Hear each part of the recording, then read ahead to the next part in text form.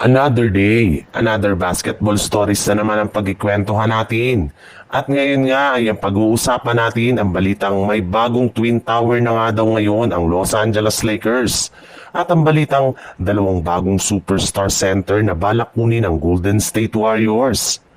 Ngayon nga na tapos na ang retirement drama ni LeBron James ay mas makakapag-focus na nga ang buong Los Angeles Lakers sa kanilang mga gagawing game plan at strategy sa kanilang gagamitin sa mga darating nilang laro. In fact, ngayong araw na nga nila ginawa ang pang-apat na araw ng kanilang training camp kung saan maliban kay LeBron James ay nakasali na nga sa kanilang mga 5-on-5 practice ang lahat ng kanilang mga manlalaro. Sumusubok na rin naman nga si Coach JJ Redick ng ilang mga bagong rotation na babagay sa kanilang bagong lineup. At isa na nga dyan ay ang naisip nila na paggamit ng Twin Tower sa kanilang mga laro kung saan plano nga nilang gamitin na si Maxi Kleber bilang power forward. Itatandem nga nila ito parati sa kanilang mga gagamiting center na sina DeAndre Ayton at Jackson Hayes. Sa ganitong paraan nga ay magkakaroon sila ng mas malaking advantage sa ilalim ng basket at hindi na sila mahihirapan na makipagpisikalan sa mga team na merong malalaking lineup.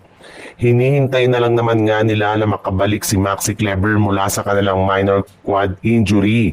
At kapag nangyari yan, ay dyan nasisimulan ang paggamit ng ganitong klaseng game plan.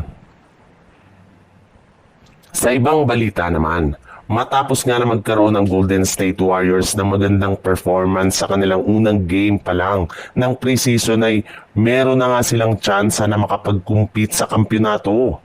Mas nag-improve na rin naman nga ang kanilang lineup, especially ang kanilang front court kumpara last season.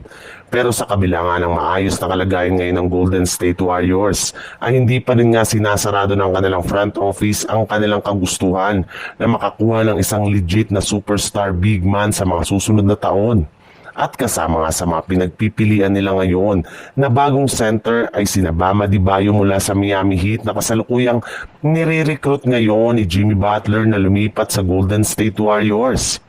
Kasali rin naman nga dito si Giannis Antetokounmpo na hanggang ngayon ay plano pa rin nilang kunin sa isang trade sa mga susunod na taon para itandem kay Stephen Curry. Alam nga po nila na binabalakan ni Giannis na umalis sa Bucks kapag hindi na naman sila nakapag-compete sa kampyonato kaya nakaabang pa rin nga sa kanya ang buong front office ng Warriors.